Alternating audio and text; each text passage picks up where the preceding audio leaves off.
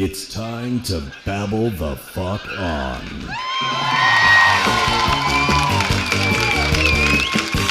Live from the John Lovitz Podcast Theater, it's Hollywood Babble-On. With your hosts, Kevin Smith and Ralph Garman.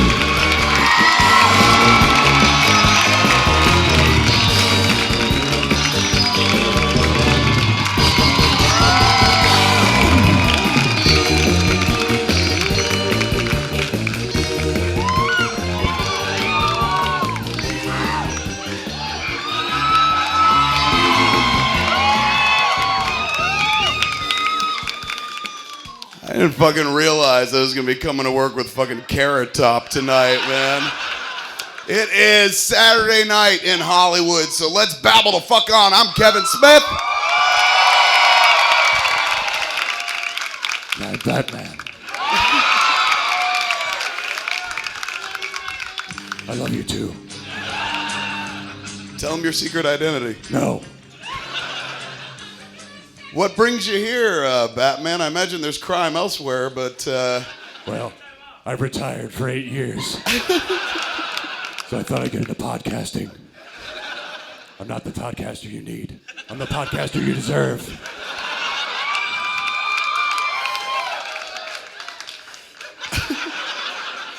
I'm the knight. I get it, dude. You're jealous. You're jealous because I show up every week wearing a costume. And you're like, I want to wear a costume. Had you told me, I would have worn my Bane gear and been like, fuck. Would have been like, fuck. I always think I have a Bane quote at the ready, yeah. And then immediately that file drawer opens and dust comes out. Perhaps he's wondering why you would shoot a man before throwing about the plane. Now you go. Where's Rachel? What have we done with Rachel? Where's Rachel? Who? Sorry, that was the last film. What's with the costume? You know you're pot committed now. Don't take off your mask! Oh, shit. I guess Everyone's surprised. It doesn't take Joe Gordon-Levitt to figure out who you are. Ladies and gentlemen, it's Ralph Garman, everybody. Oh, my goodness. Thank you. Ralph, of course, is celebrating in the Batmaniest of spirit because y'all walked away with tickets tonight. Am I correct? That's right. Everybody here gets a ticket to Batman Live, which opens up on September the 27th at Staples Center here in Los Angeles. Kevin and I will be there that night, too. Yes, check it out. Yes, it's a big stage show. If anyone hasn't looked in online, you can pop on YouTube, look at a trailer. It's basically the Batman Live show you would love to see if you were a comic book fan. All the villains are up on stage. Batman and Robin are there. The cars are on stage. It's like a big stunt spectacular. Like right up here at Universal, they do Waterworld, you know, the fucking presentation. Times that by 8, make it way better, and that's what you're looking at, you know? And this one has a story, unlike Waterworld. This is actual, it's like a stage play with pyrotechnics. There is. It was actually written by some comic book people, too, if I remember correctly. So that's cool. That's cool. We'll see all of you guys everyone's going there, opening night at Staples Center. Who do they have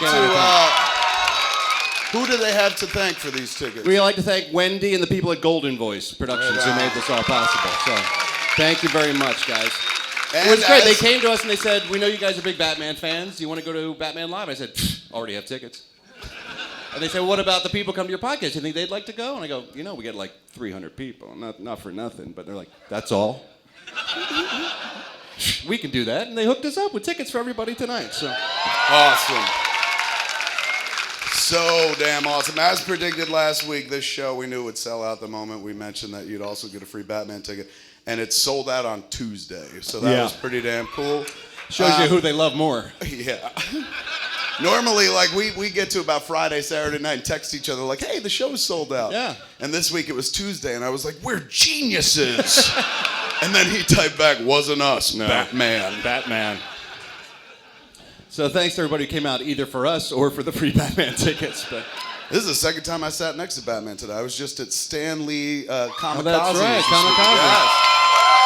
A lot of people went from in here in the room. I can hear down at the Los Angeles Convention Center. They did the Kamikaze, Stanley Kamikaze. It was pretty damn fantastic. It looks like that could become the permanent Los Angeles comic book convention. That's what they're shooting for, I know. Yeah. The setup's impressive. They handled it well and whatnot. And I went down there to do an episode of this podcast I do called Fat Man on Batman, and I was going to thank you. Interview.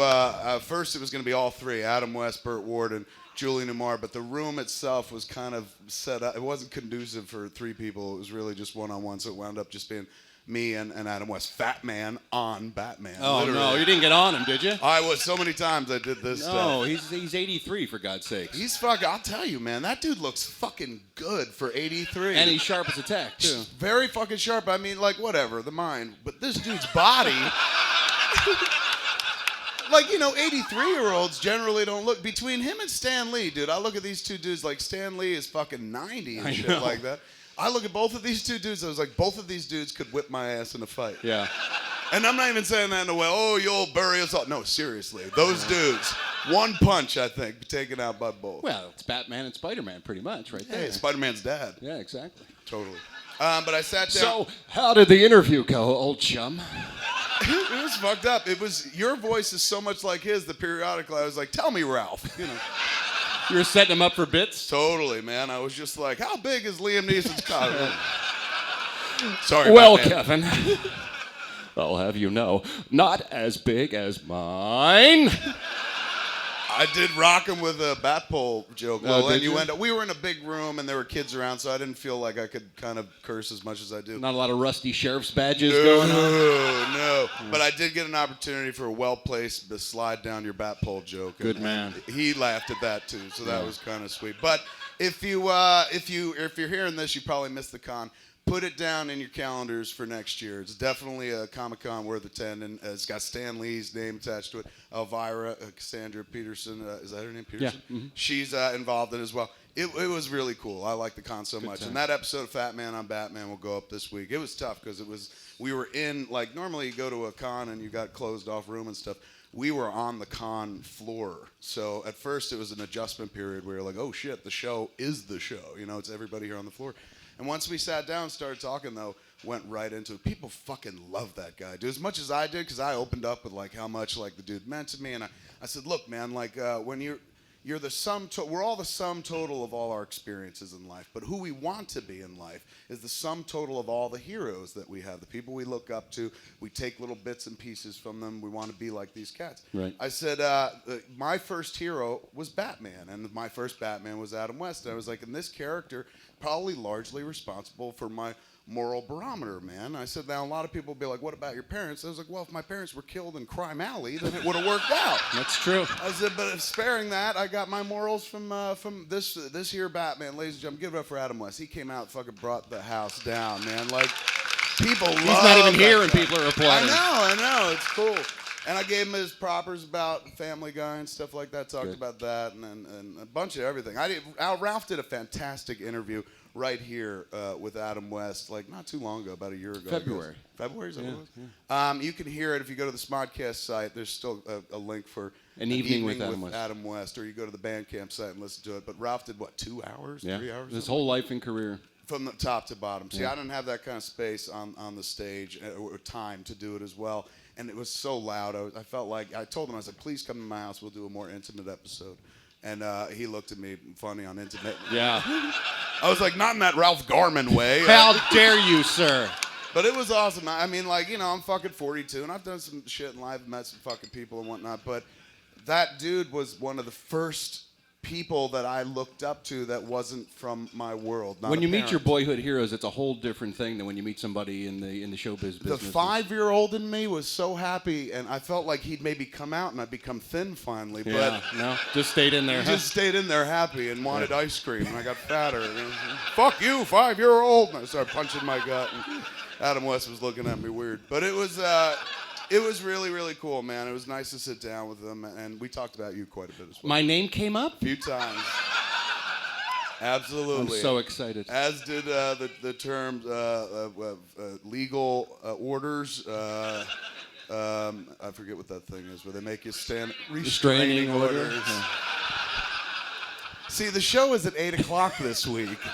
And that fucks with my whole smoking schedule. Yeah, he's not as stoned as he'd like to be. Yeah, this is not. I'm not as drunk as I'd like to be. It's very strange. Well, I'm in a weird place because I'm normally like, this is my wee, and then I show up 2 hours later. I'm like, let's do the fucking show. So right now I'm in wee period. So great. It's on. The game's on your stick, son. Because I'm barely here this evening, man. I'm still talking to Adam West. Well, let's get to it. Shoot it. Don't say that to him.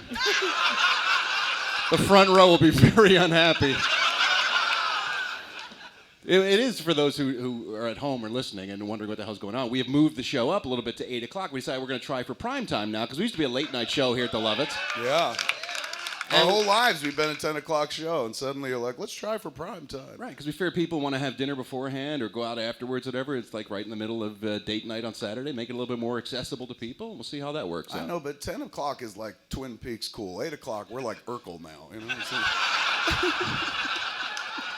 Don't knock Urkel, man. Don't knock Urkel. He made a lot of fucking money in those glasses. Good point. Point. But yeah, for the time being, we'll try out 8 o'clock. Feels okay. I like it so far. Yeah? Yeah. We weren't talking to you. We were interested in each other's Come feelings. on. Oh, can I share a quick story with you and then jump in the news? Oh, for fuck's sake. Well, we'll be here at 10 o'clock anyway, folks, so it doesn't really matter. We have a lot of show, and there's another act coming on at 10, you know? Just fuck you.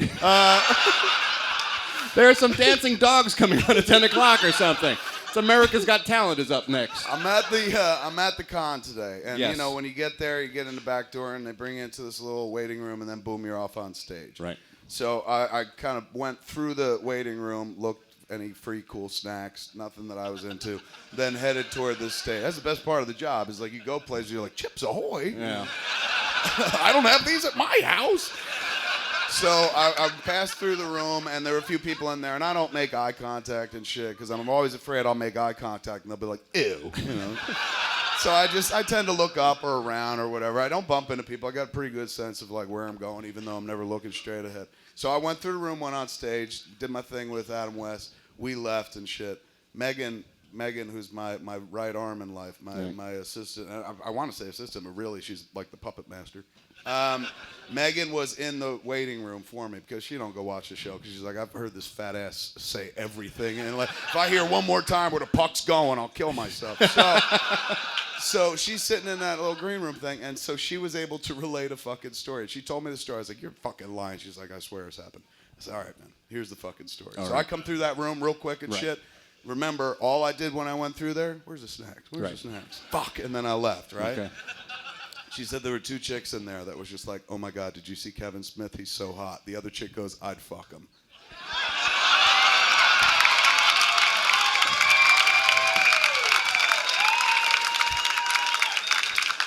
Let me get this straight.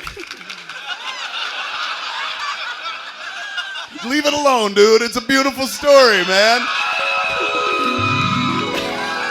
Yeah. Don't debunk it. Don't get all fucking... So your assistant, who you pay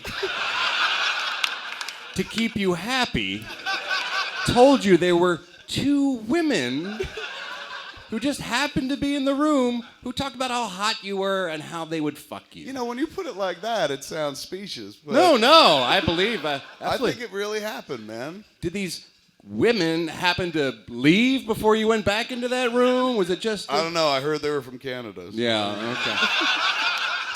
Well, you congratulations. You don't think that's Absolutely, it's possible. I didn't believe it for a while. I was just like, come on. She's like, no, it happened. I was like, come on. She's like, no, it happened. Because I never hear shit like that. And that's the problem. I never hear shit like that. I'm hearing it from her fucking 30 minutes later and shit. That would have been nice to hear in the room. Because I would have been like, I got a real liberal wife. Come home with me. Yeah, Good luck with that. Then I got a call from Jen the next night. Help me bury the body. Anyway, that happened. Well, congratulations. Thank you, man. Next time you go into one of those rooms, just step in and say, who wants to fuck me? And that way you'll hear it yourself. My favorite part of the story, though, is I was looking at my worst. We were driving in the heat and shit, and I had to race to get there on time, so I'm sweating. Right. And when I come in the door, like, my mouth ain't closed. I'm like, oh. So looking as shitty as I did, still some two clueless motherfuckers were like, I'd fuck him. Makes me feel good about life. All right. All right, you're in a good mood. I like that. I'm gonna go home and tell my wife that, man, and I'm sure that'll fucking play well. Yeah. You should look out and be jealous. There are ladies who would fuck slam. Or she'll be like, do it, go ahead, whatever. Get away from me. Harley, can you let Daddy in? Now let's kick off the show with some shout-outs. It's a shout out with Kevin and Brown, so get your cock out. Yeah, get your cock out.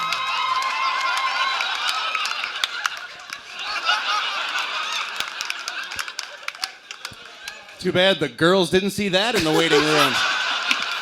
Maybe that's why the ladies like me, Yeah, man. maybe. I would so bring him home to fuck my boyfriend, she was thinking. Like some kind of chubby cuckold and shit. Chubby cuckold, that's my favorite Ben & Jerry's flavor. It was the name of my band in high school. Are Adam Liebrich Johnson and Laura here? They're right there. They're literally right there. Am I saying that name correct, Adam? Adam Liebrich Johnson? Yes, I'm saying it correctly. Did your forefathers fight in the war? I'm wondering. Deutschland, Deutschland, über alles. You're Jewish.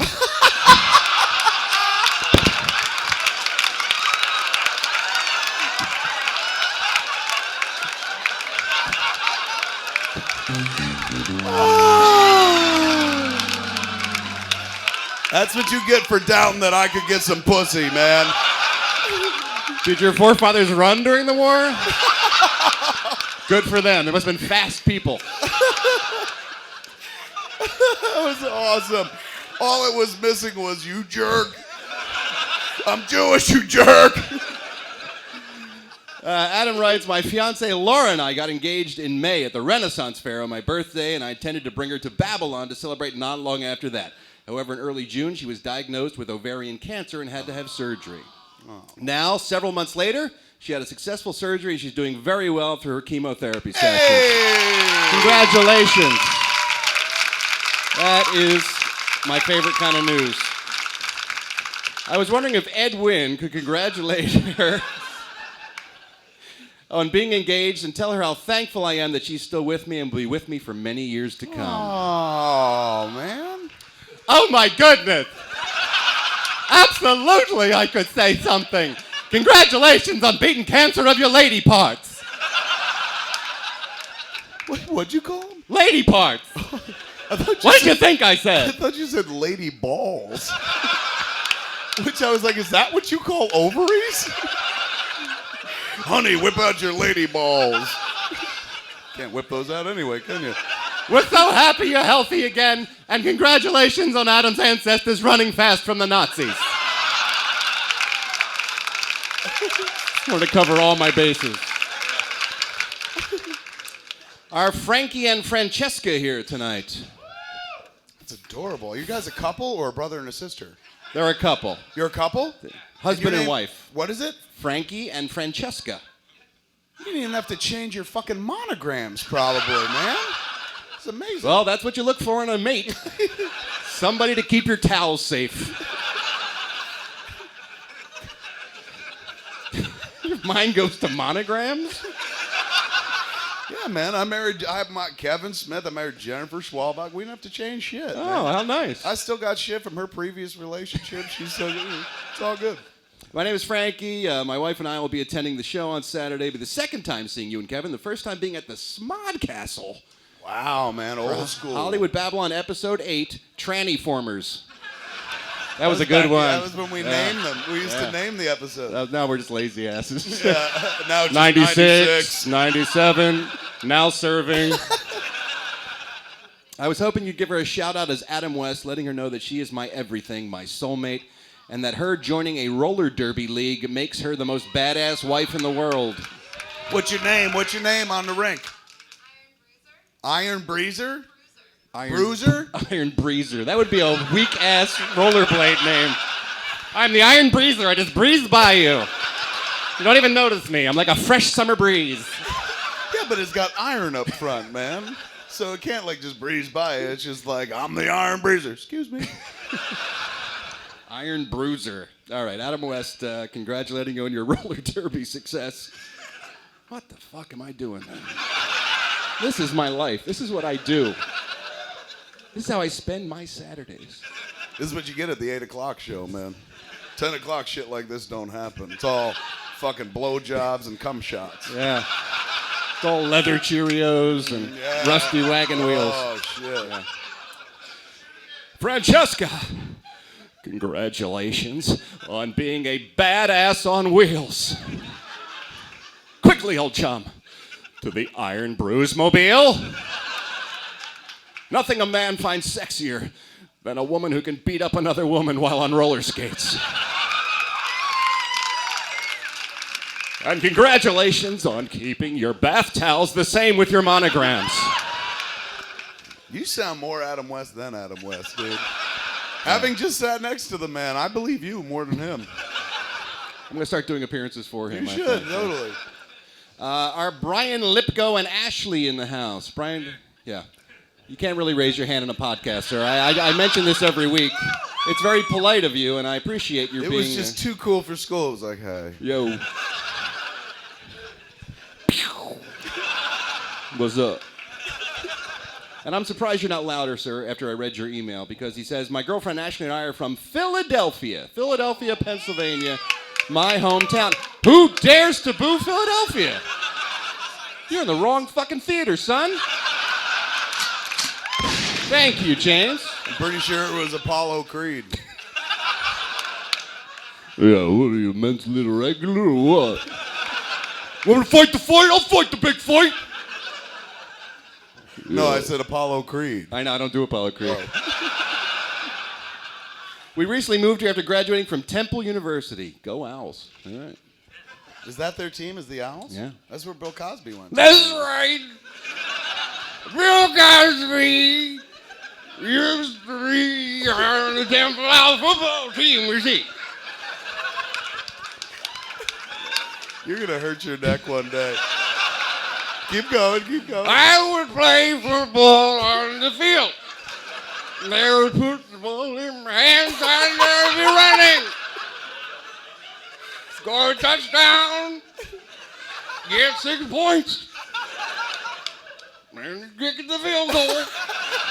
Move for 3 points. That's new. That's a new trick from the trick bag. You went down low. He does that shit. You're adding to it, man. Right. Your impression is growing. Soon you'll be unstoppable, man. You're going to be like the Yoda of doing Bill Cosby. This is our first time seeing Babble-On. You guys moved here, right? From Philly? You're in town now? Could you wish her a happy birthday in your Al Pacino voice? Because she's got a great ass, he writes. She's my Vicky Vale, my Mary Jane, my Lois Lane. Aww. So she's a fictional character you masturbate to, sir? Or she's too stupid to figure out who you really are? Keep up the good work, Brian Lipko, Los Angeles, California. Ooh, oh. You're from Philadelphia. Come on with the cheesesteaks. Ooh, oh, soft pretzels. Come on now. Liberty Bell. Oh, I'm supposed to say happy birthday. I forgot for a second. Happy birthday, Ashley. Or should I call you Ashley? Because you got a great ass. There you go. Oh, I have a bonus. I have a bonus for you guys. I forgot to mention. This email came shortly after yours. My name is John from Philadelphia. My best friend from college, Brian, is in the audience tonight with his girlfriend, Ashley, celebrating her birthday. Brian moved out from Philly after college, and I stayed in Philly. So unfortunately, I never met Ashley, but I wanted to give her a present as well. Brian somehow acquired the nickname Buttfuck Brian in college.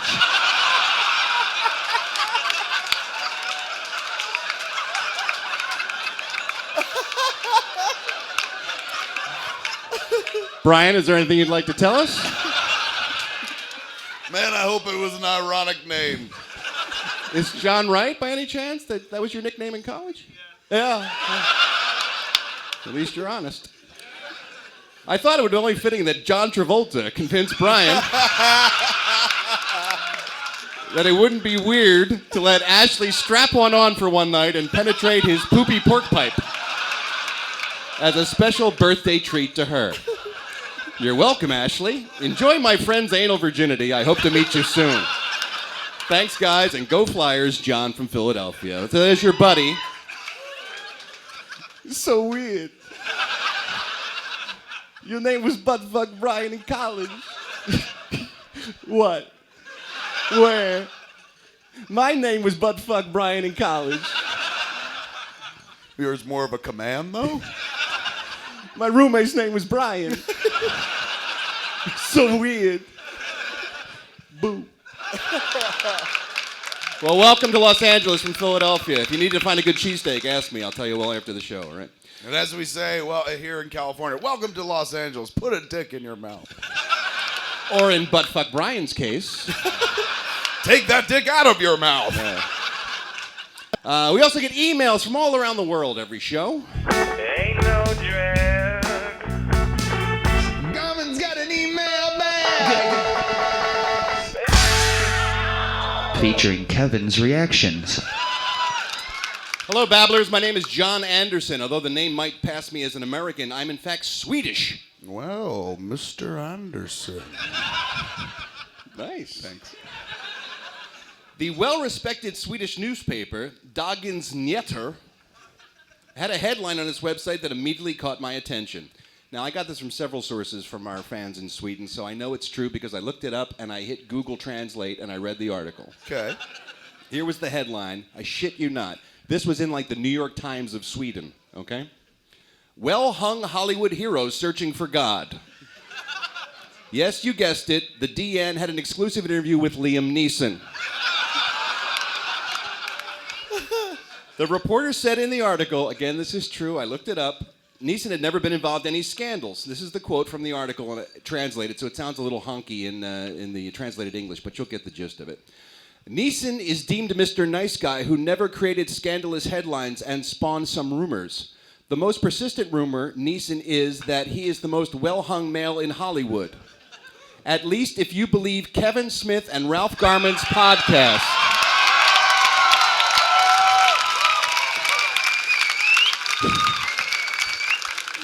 That created a national movement with people trying to outdo each other by finding humorous parables on the theme, how big is Liam Neeson's cock? We've gone international? We've gone international. Diplomatic immunity!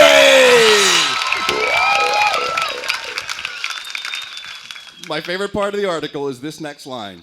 But Neeson's genitals seem still not large enough to overshadow his image as a devoted family father, fly fisherman, and voracious reader. Big reader, is he? Apparently he is. He's reading all these ancient books going, how do I shrink this fucker? Well, thank you, John, for sending me that link. And if you That's look up, fucking it up, awesome, that's man. actually in the article. The reporter mentioned that in the article. How random is that? It's just a shame, since it's in Swedish, it's not going to get back to him. Like, if it was in an Irish newspaper, he might open it up and be like, who? But Swedish, I doubt he's going to run the article through a Google translator. But he must have press people or something who follow this stuff, right? He Yeah, might they're say, like, do you know Ralph Garman? Did you hear about this? They're making fun of the size of your cock. Every week they talk about your dick. That would freak me out if somebody just came up to me and they're like, listen to this. And they played like a 2-hour compilation of fucking two strangers going like, Kevin Smith's cock is so little. And everyone like, ha, ha, ha, ha. I'd be like, what's going on? Is this like the Truman Show? This next email is from the UK. My name is Giancarlo Commentari. I'm an Italian named South African living in England. Fucking diplomatic immunity. It literally is. Yeah. Last week, Ralph mentioned about a Philadelphian superhero named Garman. And together with the details about Ralph that sprung forth, I put this image in my head and I had to draw it. I hope I didn't draw them too small, writes Claudio. This is what he drew and sent in. This is me as a superhero. Feel the power of my balls, and it's me as a superhero swinging two massive balls. That's my superpower. That's art imitating life right up there. Yeah, Man. it really is. Thank you so much for that. The next email, my name is Wayne. I live in Newfoundland, Canada. How's it going, eh? I thought Newfoundland was its own place. Is that Canada, really? Yeah. There's not like a province. Newfoundland, which is separate? No, it's its own. It's in the Maritimes. All It's right. in Atlantic Canada? Eastern, way Eastern Canada. I used to think Toronto was the end of Canada. I did too. And people were like, you're out of your fucking mind. What about fucking Montreal? What about fucking the Maritimes? I was like, the Maritimes? That sounded cool to me because I was like, do mermaids live there? No. Apparently not, no. Wayne writes, my wife Tia and I make it a point to listen to every Babble-On together. She's a huge fan of the podcast. This past June, we got married. Being the fan that she is, she asked me to email you guys and get marriage advice as we start a new life together. Well, I forgot. And I forgot to do it the next week. And so on, and so on. And now we got married in June, and it's September.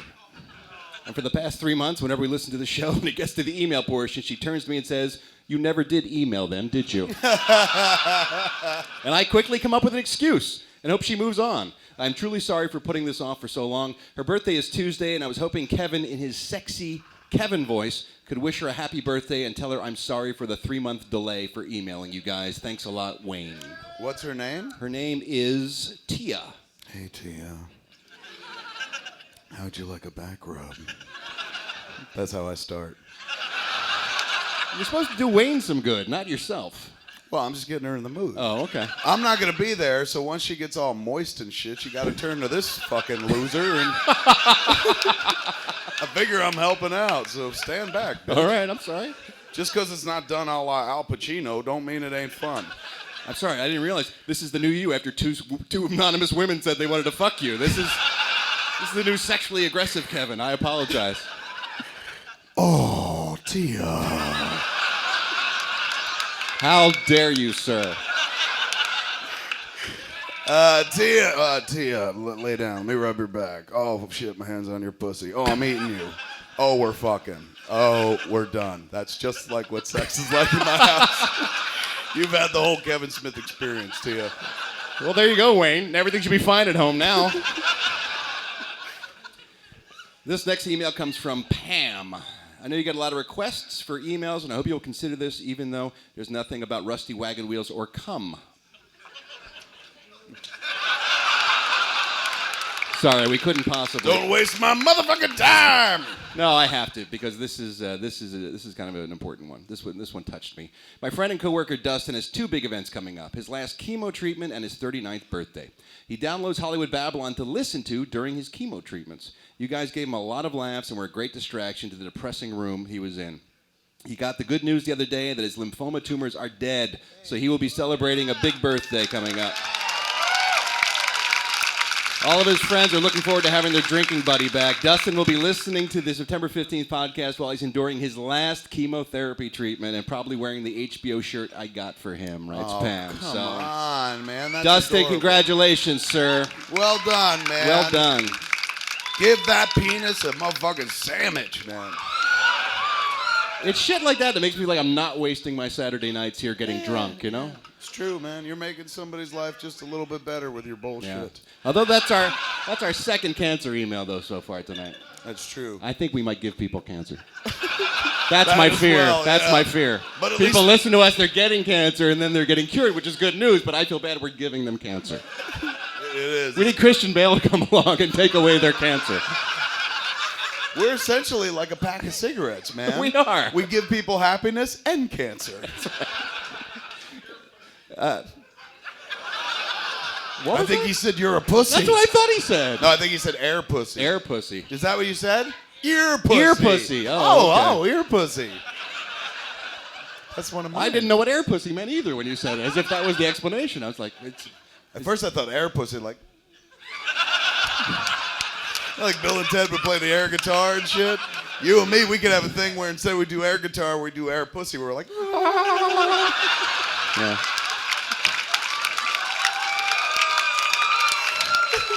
we're instituting that. Anytime we have a joke that we both like, Yeah. Air pussy. I thought air pussy was maybe Michael Jordan's new line of underwear for women. Just do it. The new Nike Air Pussy. Just fuck it. Ralph and Kev, my name is Ben. I live in shitty Alabama. Is that there near a city? West Alabama or something? It's time for a long distance dedication. Oh, that means we need some Sad Hulk music. Can you crank me up some Sad Hulk music there, DJ Jam Master James Jimmy Jam Jams? I've been a fan since the first episode. So when I started dating my then girlfriend Ashley, I had to pop her HBO cherry. It quickly became her favorite oral pleasure. Sadly, after over a year of dating, things didn't work out. She took it really hard, and though we're not together, I still care about her deeply. Recently, she tweeted that all she wanted in the world was an HBO t-shirt and a song from David Bowie. I'm single now, so I'm not buying her shit.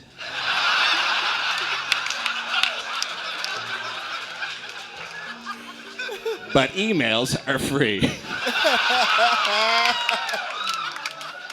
I know it would mean the world to her if you would sing to her as David Bowie. It would mean the world to me if you would tell her, in song, that I don't want to get back together, but we can still totally fuck. Listener Ben. Well, I think I could convey that message in the style of David Bowie. He won't date you, but he'll fuck you. He won't date you, but he'll fuck you. Feel free to take Ben's penis, but he won't take you on a date. He won't date you, but he'll fuck you. Friends with benefits is all he wants. He won't date you, but he'll fuck you. Not interested in going out with you. He'll date you, but he'll fuck you. He won't date you, but he'll fuck you. Ashley, he won't fuck you, date you. Are you spent? Yes. The most exercise I get all week. Yes, it is. Hey, it's Creepy Clown Time. We got an email about Creepy Clown Time. Creepy clown time? Creepy Clown Time.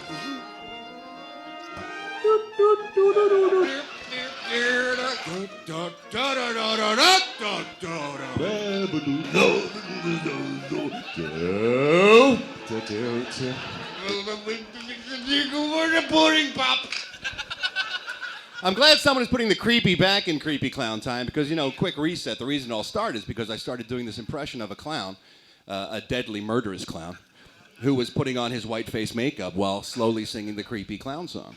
And Kevin would get creeped out by it. And then we started adding voices to it. People would suggest, oh, do it as this wacky character, do it as this wacky character. And it got funny, and it got fun, and we did Bill Cosby and Louis Armstrong. And It went away from the scares. It was kind of like the entire Nightmare on Elm Street franchise. Exactly. It More began jokes. as fucking chilling and deadly serious about like a fucking child molester from hell Right. with knives on his fingers. Yeah. And then by the end, he had babies. Yeah, right. It was like Freddy babies and shit like Yeah. that. And he was buddies with Jason. So we lightened up. You're taking it back to the creep. Well, Chris from Layton, Utah is taking it back to the creep, and I'm glad he's putting some weirdness back into this bit.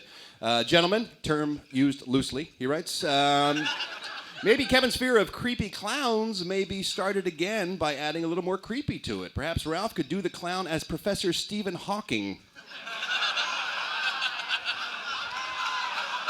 A murderous clown in a wheelchair. Oh, that's hard. Yeah. If Kevin wants to, he can play the dutiful nurse and apply the makeup for Steve. That's true. Oh, God. Steve really can't put on his makeup now that I think about it. Oh, that's dark. It's very dark and it's very creepy, and I'm looking forward to it. So this week's creepy clown is Professor Stephen Hawking.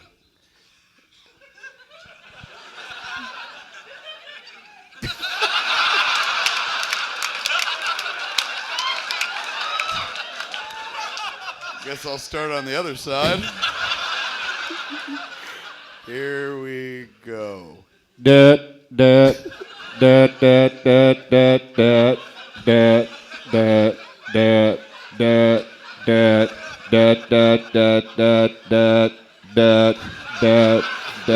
would I help?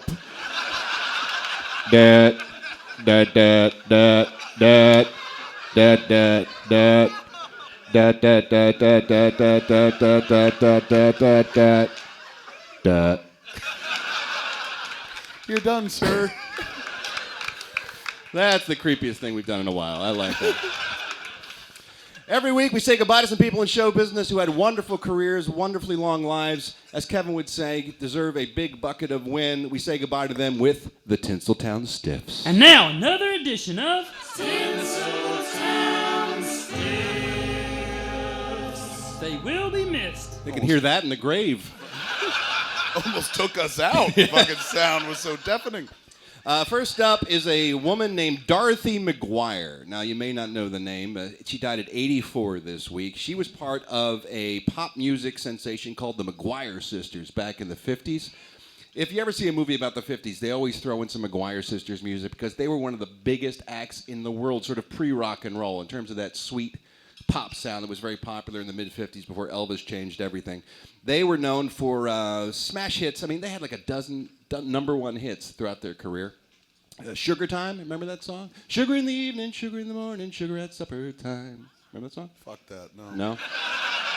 What else? I hate old-timey songs. Do you Keep going. really? Oh, God. And I hate fucking these old-timey singing. I mean, I'm sad she died. No, you're not, obviously. bucket of wind. You're glad she's dead. But That's those, like, apparent. I remember I have to sit there with my grandmother and watch old-timey singers together. And Yeah. I guess they were young at one point, but by the time I watched them on, like, Lawrence Welk, there'd be three of them. They look like three of your grandmother. That's what they did. These three sisters would get together and harmonize, but the harmonies were amazing. Yeah, but they're harmonizing about, like, fucking sugar. Fuck that, man. Sing. I'm a little kid. I would think that would be a perfect song for you.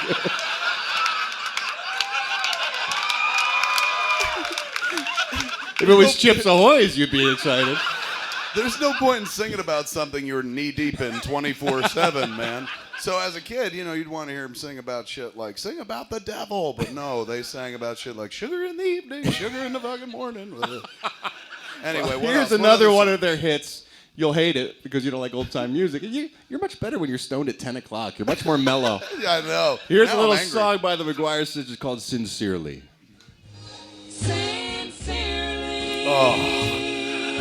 Oh, turn it off. Doesn't that make you want to slow dance? Oh, no, this feels Come on, like dance with me. No, stop it. Dance with me. No. It's like we're at the prom. Somebody's going to get shot. We're going to wind up at Shawshank. Oh, I hate this shit, man. This is always in a movie where some motherfucker's naked in front of the mirror about to kill somebody.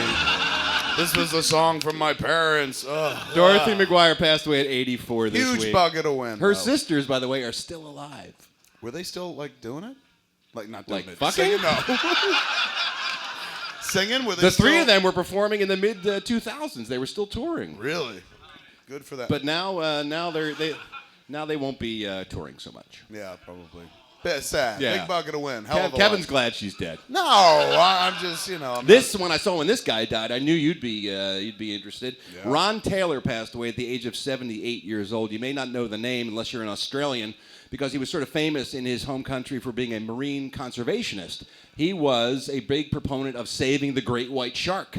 Only because he used to be a champion spear fisherman. That's right. He tells this wonderful story about one day being underwater and having this epiphany where he's like, I come down here into their world and stab them and kill them and stuff. He's like, I don't want to do it anymore.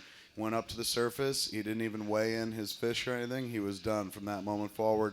It was about conserving. It was about getting up close. There's a wonderful quote about him where they said, he hunted the great white, with a camera. Yeah. Now, this is the guy, him and his wife, Valerie, if you remotely like Jaws at all, and you've ever watched any behind the scenes or read the Jaws log or you know anything about the making of, these two cats were hand-tapped by Spielberg back in the day to shoot some real great white shark footage. If you watch Jaws, of course, most of the time, when you see Bruce, if you see Bruce the shark, you know, he's a big fake rubber shark and shit.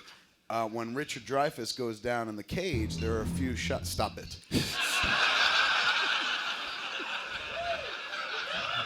Let me get this straight.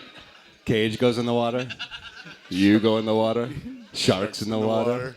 Farewell and adieu, Yes. you brave Spanish ladies.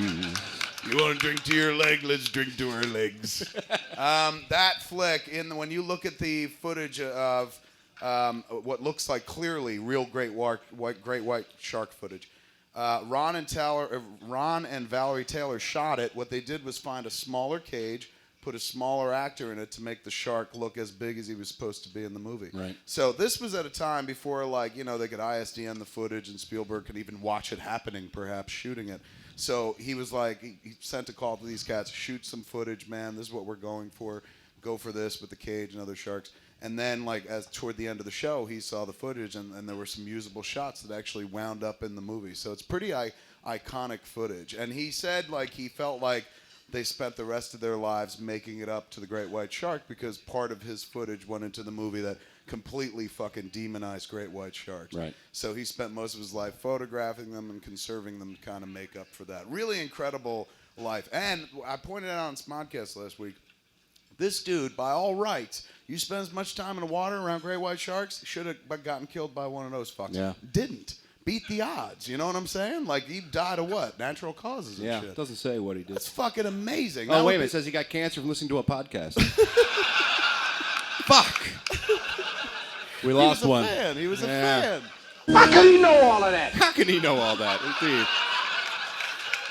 My favorite story is he built this chainmail shark suit. That was supposed to be shark repellent. He built it. He made the original shark suit. Yeah. And it turned out it was too small for him. So he put it on his wife and he sent her in the water to test it. That's a husband right there. Yeah, it's a classy story they didn't really bring up. No, not so much. He didn't care for her at all. And lastly, you know I love character actors. I talk about it every week. Invariably, one of them passes, and I talk about his career and how much I loved his work. This was another guy. Lance Legault was his name. You don't know his name, but you probably know his face.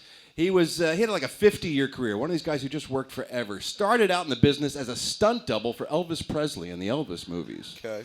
He did Elvis's double work in Viva Las Vegas and Kissing Cousins, a couple other films. Then he moved on to acting for himself, and he always played military guys for some reason. He was every military guy on every TV show in the 70s and 80s. You've seen Stripes, right? Yeah. He was Colonel Glass in Stripes. He was in Rockford Files, Battlestar Galactica, Magnum P.I. Just every show in the 70s and 80s, you would see his face pop up. But he's best known for his role in the A-Team, where he played Colonel Roderick Decker, the guy who was always hunting down the A-Team. You remember this guy? Here's a little piece of video, if you don't remember Colonel Decker from the A-Team. Everybody heard the reports from NAM on these guys. Oh, they were the best. yeah. Because they're fast, sharp, and unorthodox. The way to catch men like this is to play by their rules, which means there are none. There are none. That dude is like very much what this segment of the show is all about. He is literally the glue that held together 30, 40, 50 years of TV and movies. Like, And no one like ever that, knew his name, and no one ever talked about him. You don't know his name, but you see him, and you're like, I know that fucking guy. And now that he's dead and can't appreciate it, we give him a tribute. Yeah. So that's nice. Huge bucket of win for that guy, man. Every once in a while, we like to talk about celebrities who are able to get out of the way of their own egos, do something for someone else other than themselves. It's not that often that happens. So when it does, we like to celebrate it with the Hollywood Helpers. Margaritas. Ooh, ooh, Hollywood Helper. Hollywood Helper. Hollywood Helper. Come on now. Hollywood Helper. What is your fascination with your own nipples? They're big enough, but not big enough to reach. You know what You I'm should saying? get implants is what you should do. Thinking about it. Just, implant a few more Oreos. I'll get there. 2 Hollywood Helpers this week. First is Julia Roberts. Ooh. Apparently, the vein in her forehead jumped off her body and saved a life this week. I kid, Julia. We're close. She apparently lives in Malibu. She has a home in Malibu. And she has organic produce brought to her home on a regular basis. As well as the infants and virgins as well, to be sacrificed on an altar, of celebrity. Yes, while she wears a goat head and wields a crooked And the vein dagger. comes to life and eats the child. That's right. She lives for another 100 years. So it's been brutally hot here in Southern California the past couple of weeks. Yes, it has. So she ordered her organic produce. The guy shows up at her door, and he's just dripping sweat. It's like Kevin Smith sweat. I mean, this guy is sweating. How do you know it wasn't Kevin Smith delivering? That's true. Maybe you're taking extra work. I don't know. Totally. So she said, "Wow, you look sweaty." No, not that kind of help. Oh. I was going to say, she helped him out of his cum? No. He explained that the air conditioning in his car had gone out. He had no air conditioning in his car. Dude's driving around delivering produce with no air in his car. Okay. So she asked him, what does it cost to get your air fixed? And he said, they told me about $500. So she says, hold on a second, comes back with $500 cash and gives it to the delivery guy so he can get his air conditioning fixed. Right on, man. That's cool. Very cool. Then she blew him. But she wouldn't kiss him. That's right. Not until they fall in love. That's right. Not till he climbed a ladder to get her out of a window. He came back and shit to show off his air conditioner all fixed, brought her into the car, and she was looking at the vent. She went to touch him. He closed him real quick. She's like, ah! That's an inside joke. I just watched it recently. Our second Hollywood helper this week is Billy Campbell. You may know him as... The Rocketeer, That's man. right, The Rocketeer. From the 1991 classic superhero movie, The Rocketeer. He's an actual hero this week. And I mean, this is no bullshit. This is no give you $500 to get your air conditioner fixed. This is some serious, life-saving shit. Oh, my God, man. You just give it and take it away. You're like, Julia Roberts, well, everybody. I set you up with like a nice thing, and then I hit you with the life-saving, the real deal. Fair enough. right Let's here. hear it. What's the real Billy deal? was sailing his brand new schooner from Nova Scotia to Rhode Island recently.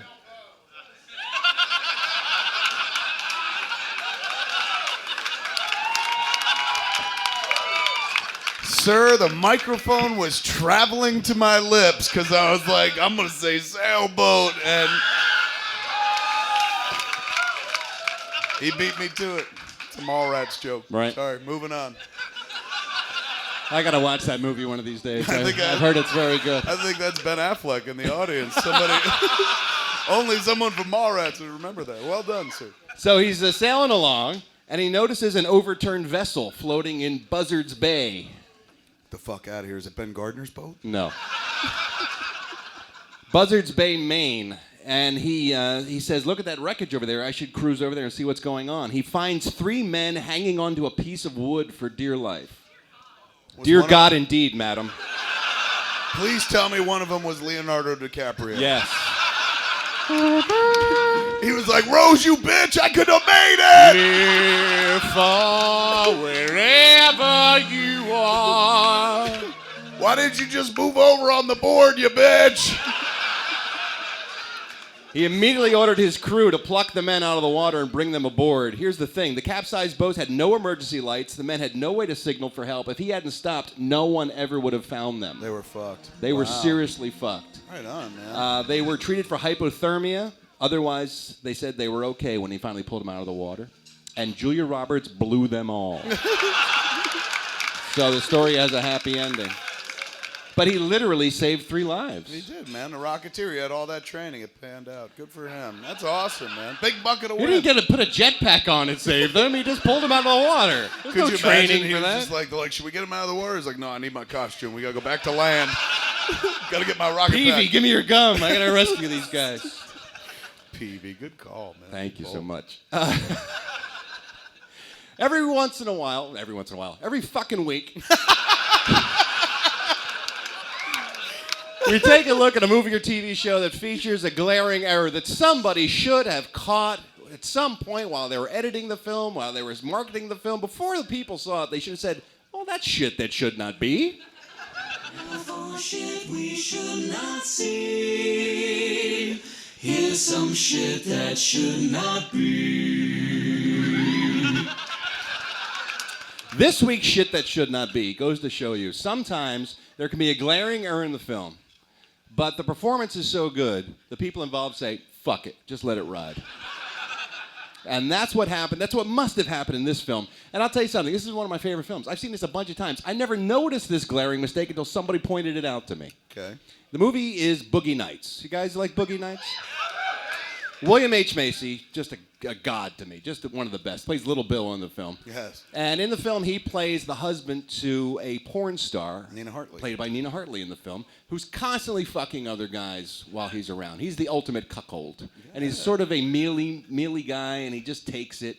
And in the film, there's a scene where there's a big party at Burt Reynolds' house, and she is taking it in the poop chute from some guy in the driveway of the house. And people are surrounding them, watching them, and she says, go away, and he just kind of walks away, and Ricky Jay comes up to him and starts talking about the production of the film. Yeah.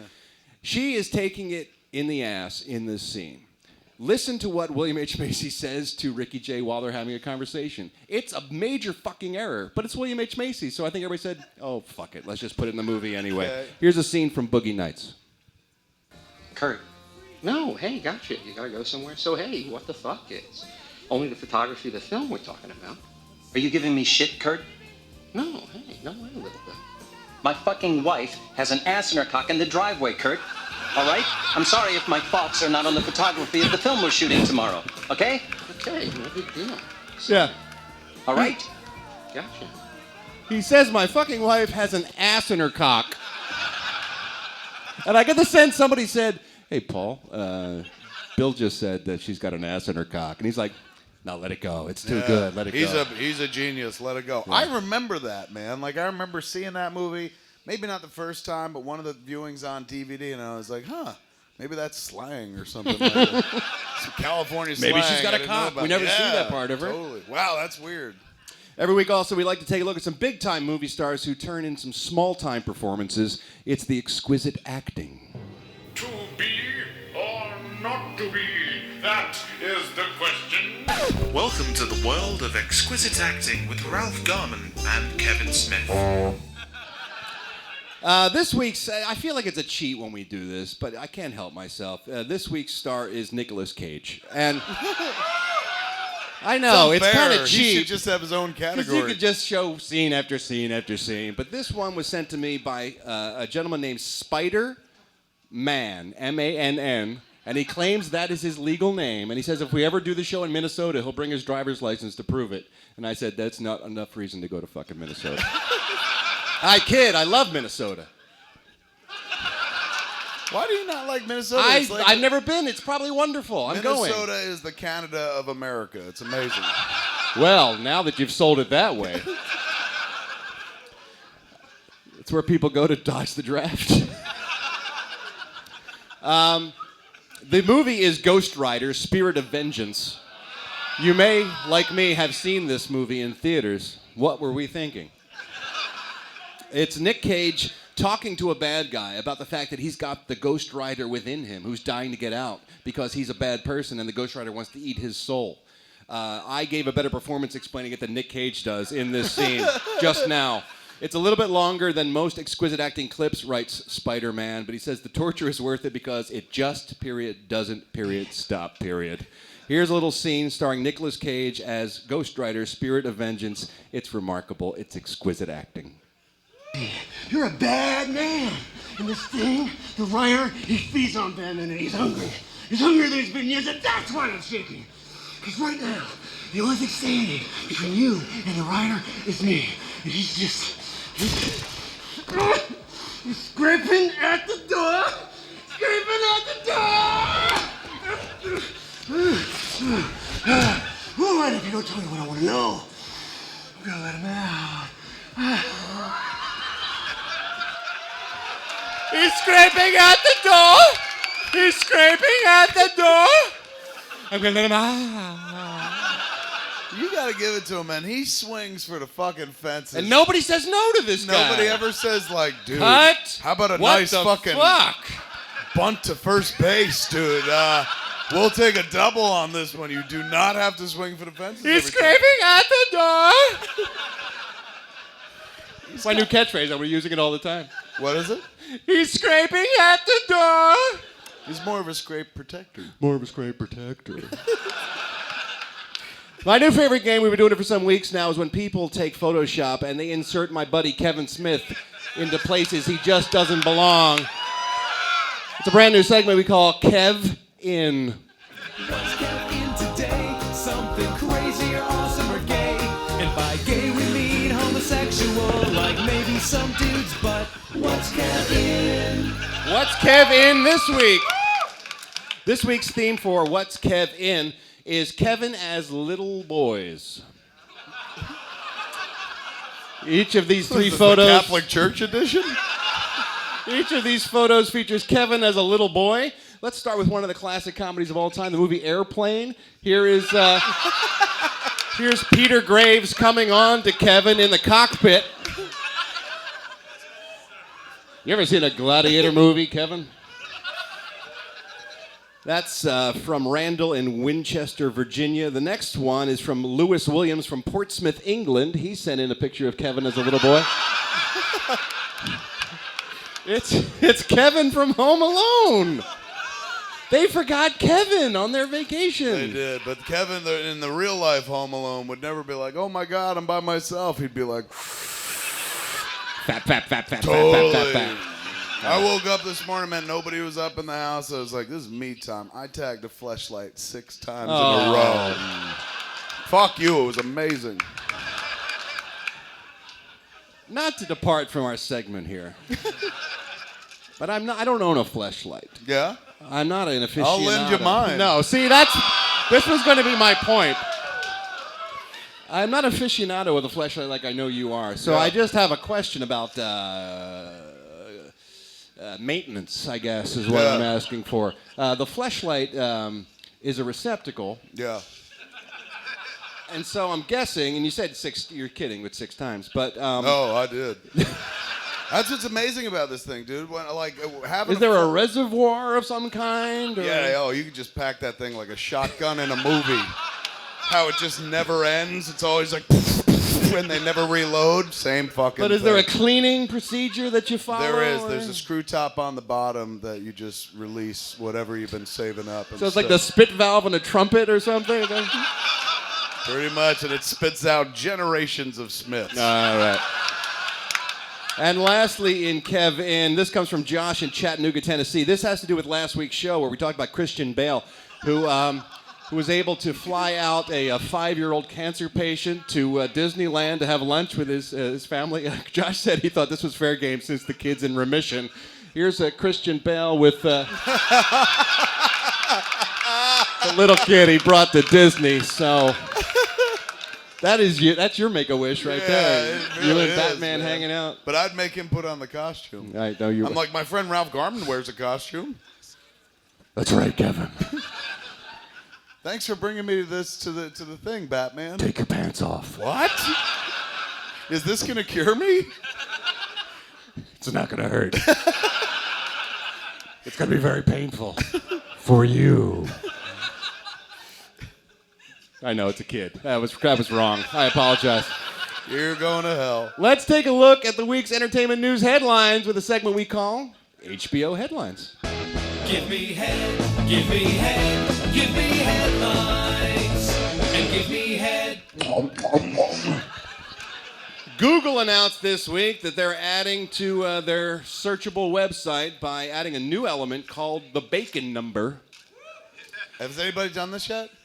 All you need to do is type any actor's name and then bacon number after it, hit search, and it will tell you how many degrees of Kevin Bacon they're separated from. And it's also not just an actor. You can put yourself into it. You can put anybody in it. Yeah, any name, bacon number, hit search, and it will tell you how many people removed from Kevin Bacon you are, which is a game that people have been playing for years. 6 degrees of Kevin Bacon, right? And he never really commented on it. Recently, though, he's opened up a website called 6degrees.org or something, which he's using as a charity thing. That's but smart. for years, people would be like, 6 degrees, right? And he'd be like, shut the fuck up. Yeah.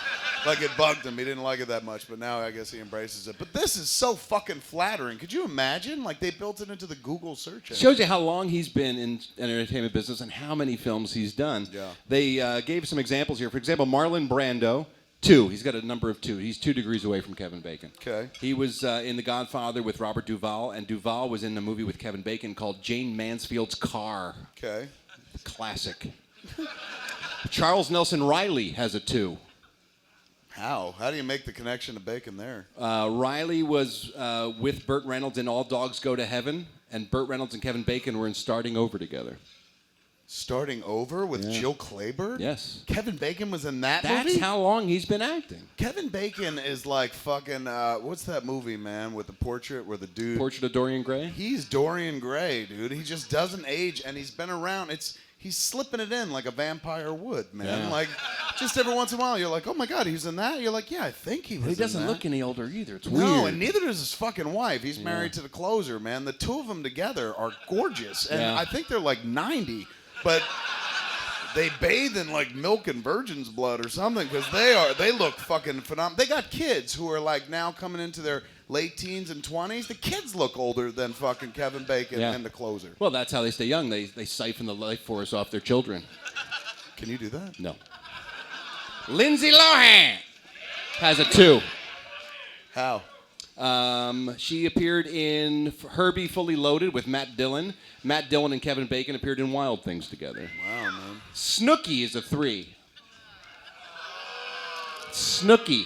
How did she get there? She was in Three Stooges with Larry David. Okay. Larry David and Diane Wiest were in Radio Days together, and Wiest and Bacon were in Footloose. So I thought it would be only appropriate for us to plug us in and see if we could at least beat Snooki. Okay. So I put me in first. This is me up first. I'm a 2. How do you get there? Me and Kevin Chapman were in Two for the Money together with Al Pacino and McConaughey. And Kevin Chapman and Bacon were in Mystic River together. Right on, man. So I said, well, I beat Snooki. Let's see if I can beat Kevin Smith. So I popped you in. You're a 2 as well. You and Nev Campbell were in Scream 3, and then Nev Campbell and Kevin Bacon were in Wild Things. And in that movie, Kevin Bacon was in Nev Campbell. Yes, he was. And what's her name, too? Denise Richards. Movie. That's way That's hot. a movie that even though you're an adult and shit and you have access to like pornography on the internet, if you're watching it, sooner or later your hand's like, When they're all in the pool and shit. I'm not saying you jerk off, but you move it around and maybe go, well, if it gets hard, I will jerk off. Yeah. It's like a test pattern. You just want to see if it's going on. While we're talking about Lindsay Lohan, she's in the news this week. Lindsay Lohan, why don't you come to your senses? Lindsay Lohan. Fucking Lindsay. Lindsay Lohan. Lindsay Lohan. She got a role in a movie called Scary Movie 5. Look. Work's work. Work's work. And something's got to keep her in blow. It's not free, people. Fucking trust me, it's not free. So she was lucky to get the role in Scary Movie 5, but here's the thing. New York Post is reporting she blew off rehearsals for the movie and all the meetings with the producers to get ready for the film, and then she missed her flight to Atlanta to start shooting the movie. All right, it's one thing if you're like, look, I don't fucking rehearse. If you could bring the magic on set, fucking And fine. she does. And she maybe, who knows. And then it's another thing to be like, look, I don't want to talk to the producers ahead of time. You can circumvent all these things. What you can't circumvent, Ralph, is if the actress isn't there, you can't shoot a scene. That's what it turns out to be. That's yeah. pretty. That's egregious. That's one of those things that will get you kicked off of a movie. and They not like to be invited shoot back. film when it's scheduled to be shot. Yeah. They're funny that way. It's a mistake. Every time somebody gives her a little fucking break, man, she just kind of shits in their mouth. Now, of course, the actress who is eagerly trying to knock Lindsay off the top of the mountain when it comes to fucking train wrecks, Amanda Bynes was in the news a lot this week. This is like a 4-day story, people. So everyone sit down, relax, kick your feet up. On Sunday night, Amanda Bynes from What I Like About You and the Nick show. The Amanda show. Amanda, and she was in Agent Cody Banks and Easy Hairspray as well. A lot of work. She has had her ticket pulled. She's had her license pulled by the DMV because she's 2 outstanding hit and runs that have yet to be adjudicated, as we say. So you're allowed to hit a car and just fuck off? No. No, the authorities frown on that, and that's why they say you have to come to court, and we need to have a discussion about that. In the meanwhile, we'd like to have your driver's license, please. So hers is suspended, and so she's now driving on a suspended driver's license. Sunday, she was pulled over by cops for driving at night without her headlights on. That's pretty bad. That's bad. If you want to be seen, especially it's bad. most cars have like an automatic setting now where you don't even have to turn it on yourself. She had to get out of the car and smash her headlights with a tire iron in order to not have her lights on. She aggressively was trying not to drive well. The cops pulled her over, gave her a verbal warning, let her go on her way. They didn't ask for her license, so they didn't know that she was driving on a suspended license. Okay. Then Tuesday rolls around. Tuesday's my favorite day of the week for Amanda Bynes because she was driving around, once again on a suspended license, while toking on a pipe. I see that grin on your face, Kevin Smith, but I'm telling you, this is no way to operate a motor vehicle. It's not. You need to have a Megan to drive you around. Here's a shot of Amanda toking on what looks like a a lighter. It's a pipe disguised That's as a lighter. such a sad image. It looks like one of those 80s PSAs. Yeah. You know, looks like an ABC after-school special. Yes. Amanda's alone. Yeah. She needs help. She's sucking a glass dick. Except this is not a glass dick. This is looks like a butane lighter, like a Bic lighter. No, it looks like the lighter that you push into the car. Oh, a car ashtray. lighter. Yeah, I Oh. saw a picture in the paper of it. Yeah, you saw a picture in the paper of it. Well, like you I don't was like, have where do one. you get one of those? It looks like that you replace your cigarette lighter in your car with it. You take that one out, you put this in. This one, you snap it open, you put a little bit of nug in there, and you can smoke it like that. Yeah. And then put it away, and if a cop pulls you over, they wouldn't be like, is that a fucking pipe? Because it's right, you saw it in the TMZ piece. Yeah. But what they also showed in the TMZ piece is the cup holder. The remnants. She just has like weed laying the fuck around in her car, Yeah. man. Yeah. Like just like sprinkled around, like fucking like this will make it smell better. Yeah. It's like the pot fairy came to her car and just gave her a dusting. I mean, that's like a cop walks past and sees that. He could just wait for you to show up. A lot of people said, well, the photo, she could be smoking anything in that pipe. How do you know it's marijuana? Well, look at picture 2. No one does this. What is she doing? I can't see. That's her there in the sunglasses behind the giant cloud of pot smoke. You don't do that with, like, tobacco or salvia. And then, you know what it sold it for me is picture 3 of the sequence, where apparently she ended up at Baja Fresh. That's how I knew. Case closed, Your Honor. She was high because she got the munchies and ended up in the parking lot of Baja Fresh, just mainlining tacos. I just hate that, man. She sets the movement back so far because the people are like, what happens when these stoners smoke their Mary Jane? They eat. And not all of us do that. Some of us got our eating done way before we found weed. Yeah, right. And then on Thursday night, she was driving once again on a suspended license in West Hollywood, was pulling out of a parking lot around 10:30 p.m. and tagged the back of someone else's car, and then drove off without leaving her information. What the fuck? Like, it's beyond a cry for help. Like, she wants to get caught at this point. This is my theory. A friend of hers is in prison, and she wants to break her out. And she's desperately trying to get arrested so she can go inside. She's got the plans of the prison tattooed all over her body. She's going to look, okay, we have to go to the heating ducts, and then we can sneak out. And it's going to be some sort of like, and there's a chopper outside, and it's like a rescue mission. Dude, at this point, I'll buy anything. I think she's fucking looking for Horcruxes and shit to put Voldemort away, because nothing what she's doing makes any fucking sense. One of the reports was she got stoned, and somebody was following her. That's even creepier. She got stoned and drove around aimlessly. Yeah. For hours. But she ended up at a Home Depot buying pink light bulbs. All right, so she got that going for her. Yeah. Get off her back. Tara Reid, by the way, also competing for the title this week. She was in Saint-Tropez, France. She was walking down the street loaded and fell into a motorcycle. This was the end result. Yeah, that's... Oh! That's her after the motorcycle won the fight. My favorite thing was she tweeted on Monday, TMZ are liars. They're always against me. They pushed us down. That's why we fell. It's a setup. She didn't add, they pushed a gallon of vodka down my throat, too, before we left. Politics and show business crossing paths again this week. Larry Flint, Hustler magazine publisher, has offered a $1 million bounty to anybody who can come up with Mitt Romney's tax returns. Because he famously won't release them. I like Larry Flint. He always makes life interesting, man. I'll give $1 million That's fucking good, dude. to anybody who can come out with Mitt Romney's tax returns and fuck them. On a video, or released through Hustler Video. Creepy Clown Flint. Tune in next week, sir, for Creepy Clown Larry Flint. Alison Pill from The Newsroom, she had a rough week. I don't know if you guys are watching The Newsroom or not, the Aaron Sorkin show on HBO. She plays Maggie on that show. She accidentally tweeted a topless photo of herself this week. How do you do that? Well- How do you do that? Because I never want to do this. She said, my tech issues have now reached new heights, apparently. How a deletion turned into a tweet, I don't know. Apologies, she tweeted. She deleted it immediately. which means it's all over the internet. Yeah. Here's a shot in case you were curious what she looks like topless. Where'd you get it? What I want to know is what are your glasses doing on her face? That's what I want to know.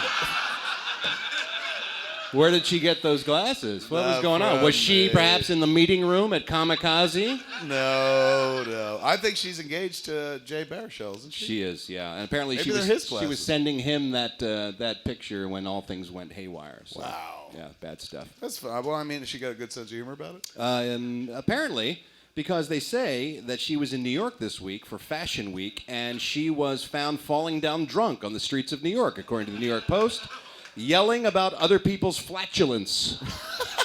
Really? Just like, fuck, I smell it, man. Yeah, exactly. Yeah. She fall into a motorcycle? No, that's luckily she didn't. Kim Kardashian in the news this week. I'm sorry. Porn star Kim Kardashian. Kim Kardashian, who gives a fuck? Kim Kardashian was talking about what she learned from her 72-day marriage to Chris Humphries. I need this kind of advice. I've only been married for 13 years. Yes, you Ralph. should take some advice from porn star Kim Kardashian. I want to hear how she makes it last. She said the decision to get a divorce was a difficult one, but something that she learned from. Let me give you the quote. I think that with any decision in life, like I spoke to a girl today who had cancer, and we were talking about how hard it is for her, but it taught her a big lesson on who her friends are, and we are so much alike. She's 18, and I was like, yeah, that's how I feel. Marriage is a cancer. So her divorce is the same thing as being 18-year-old and With having cancer. cancer. Yeah, so that's good stuff. Wow. Movie news, Nick Nolte, the movie star, is 71 years old, and he has a 5-year-old daughter named Sophie. I know. Nick Nolte is batshit crazy. And he's a 71-year-old with a 5-year-old daughter, and I thought I was starting late in life, but he's got a 5-year-old. They say he's a great dad, though. This week he was caught at the Malibu Kiwanis Chili Cook-Off with his daughter, Sophie, who's 5 years old, and she wanted to go on the bumper cars. And so Nick took her on the bumper cars. 71-year-old Nick took her on the bumper cars. I think we have a picture featuring them. Yeah. This is just before he clutched his chest and fell over backwards. That's adorable, I don't even know what I'm doing in this bumper car. We're not friends and we're not neighbors. Nicolas Cage is making a movie with Vanessa Hudgens called The Frozen Ground. According to sources on the set, Vanessa had to go to producers and ask them to keep Nick from following her around. No. Yeah, apparently he was creeping her out. He would watch her constantly and show up on the set when he wasn't filming just to watch her work. She had to ask producers to keep him away because it was affecting her performance. Stop it. Really? Do you think he's just a massive High School Musical fan? She plays a stripper in the movie, if that means anything. Ooh. I'll just be over here watching stripper you. protector. Stripper protector. My hand in my pants. Let's take a look at the geek news, shall we? Kevin and I are big geeks, so... Ralph and Kevin, Ralph and Kevin, Ralph and Kev's Geek News. Green Lantern got married this week. I heard, man. Hal Jordan married Carol Ferris. It finally happened. It finally happened. Ryan Reynolds, who played Green Lantern in that god-awful movie, married Blake Lively. Something good did come from that movie. That's man. right. Everyone's always like, nothing good came from that. Good-looking people had a chance to have sex with each other. That's rare. They'll throw some more good-looking people into the world. Too, He was previously married to Scarlett Johansson. Now he's married to Blake Lively. Did they marry? Yeah. Him and Scarlett Johansson? Yeah. They were married? They were married for 2 years. This guy gets around. Chicks love this fucking dude, They sure do. In a big, bad way. He's a good-looking dude. Hey, he's kind of charming. He's funny. I'd fuck him, too. You all right? Was that out That loud? was a stream of I consciousness. was just kind of working through it in my head. I didn't know that it was... They got married at some place called Boone Hall Plantation in South Carolina. Apparently the slaves worked the event, so that's nice. Oh, they still have them in South Carolina. Do they? Oh, yeah. It's a plantation. Florence Welch of Florence and the Machine was the wedding singer. She sang. She entertained. It's nice to have money, isn't it? Totally, right? Yeah. President Obama jumped out of a cake. That's what they say. That's fucking money when you can pay Barack to just come out in pasties. His mask, man, that Green Lantern mask, that was where it all kind of went wrong. Yeah. Like when you think about it, I still think about that trailer. The first time they showed him in the full costume, his eyes just always looked weird. He looked like a living cartoon character, but not in a good way. If only they had just made him all white, like Little Orphan Annie or something like that. Or just let his eyes alone. Just let him have eyes. No, fuck that. Just all white, man. That would have been cool. They're remaking Godzilla. Warner Brothers has announced Godzilla. Yes.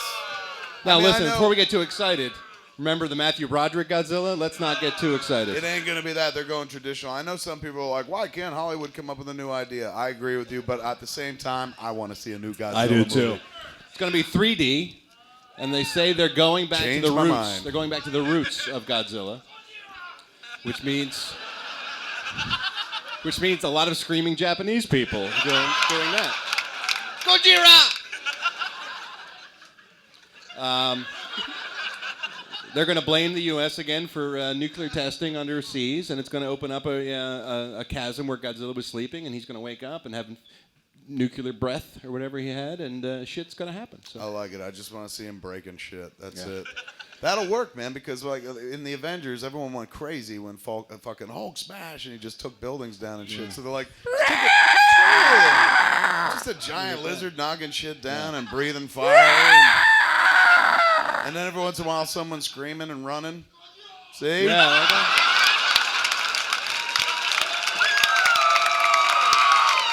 I like a man who can take a cue. I just realized here's my fear. Someone's going to write it next week, Godzilla Creepy Clown. That's what I'm going to have to do. If fucking 10 minutes in the show, you have no voice. Exactly. J.J. Abrams is working on his sequel to the 2009 Star Trek reboot movie. Yes. This week they announced the title, Star Trek Into Darkness. What a fucking horrible title that is. No, wait. Say it, hold on. Star Trek colon into No, Darkness? that's the thing. MySpace, your I'm sorry, I got very excited because they made an important point early on when they were thinking of a title for this that Damon Lindelof, one of J.J. Abrams' lackeys, said... No, he's a nice guy. No, he's a great guy. Said publicly to the press, we're not going to have any colons, no colons, because that's been the standard forever. We're changing that. No colons, no colons, So no colons, what, they're just shitting themselves constantly? No, that kind of colon. Yes. You're right, So it's Star Trek Into Darkness. So Star Trek is a verb and a noun in that. Yeah. Star Trek Into Darkness. Yes. So instead of having a colon, it sounds like it came out of a colon. That title. Good. Anasia's butthole, indeed. There it is. So get used to it. It's Star Trek Into Darkness. I don't care. They could call it Star Trek Suck My Dick. It's going to be amazing.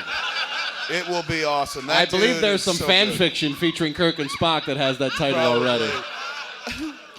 And while we're talking about geeks, the moment all nerds everywhere were I apologize. I sobered up for a moment. Cut.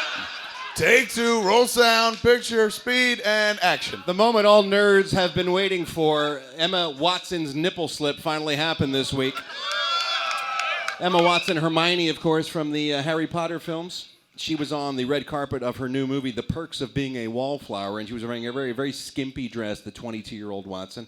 Here's a shot of her on the red carpet. Let me bring out my laser pointer. Fucking look, this is Hermione. Look, right there.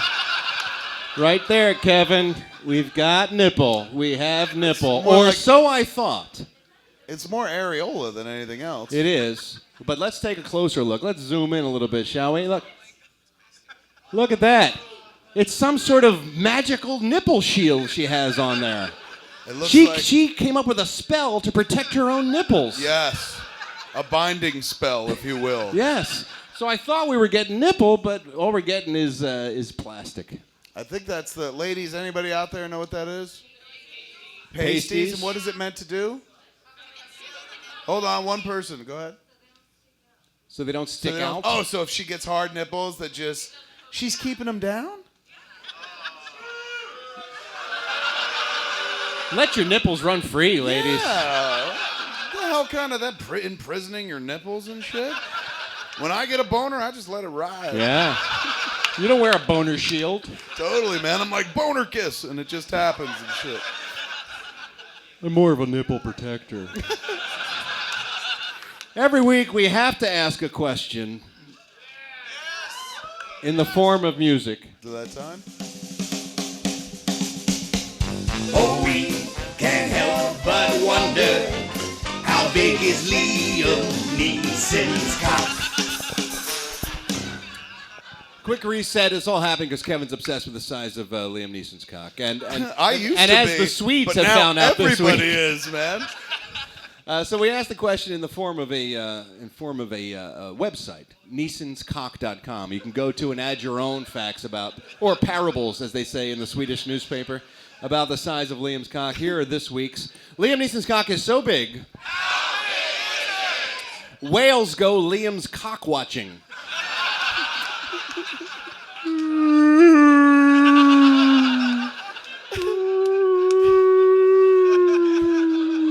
Seem just outside Dublin. Totally. Liam Neeson's cock is so big. How big is it? That Chuck Norris's wife fears his erection will plunge us into 1,000 years of darkness.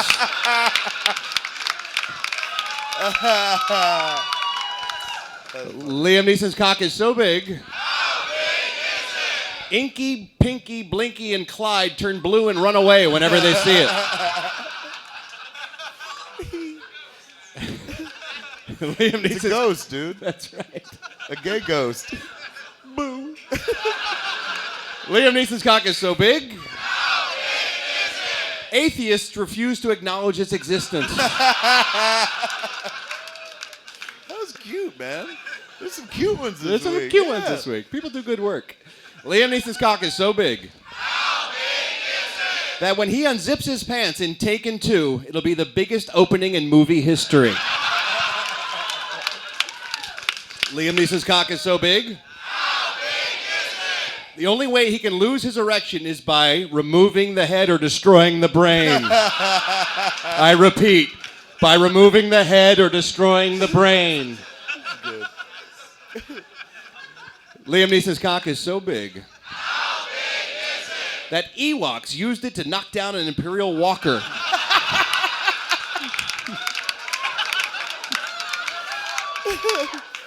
It's like him and Michael Fassbender. That's right. Liam Neeson's cock is so big. How big is it? That it still refuses to release its past income tax returns. It's political. Yes. And lastly, Liam Neeson's cock is so big. How big is it? It took an 8-year break and still protected Gotham City from crime. Ladies and gentlemen, did you have a good time this evening? Thank you so much for joining us again for a sold-out night. We really appreciate it. Enjoy Batman Live on the 27th. We'll see you at Batman Live. Next week, man, we're not going to be here, but we'll be at the Canyon Club in Agora Hills, so come watch us If you're there. in Ventura Do County Howley with and you're Babble-On. deep in the valley, come join us. Yeah. And then we'll be back here the next week as per usual because this is our home and we love you guys so much. Thank you for selling us out for the last 4 fucking weeks straight. Thank you so much. You guys rock. It's fun for us to do. Thanks for being here all the time, man. That is Hollywood Babble-On for this week. I'm Kevin Smith. I'm Ralph Garman. Babble the fuck off. Good night, everybody. Thank you, guys. Ladies and gentlemen, give it up for Kevin Smith and Ralph Garman.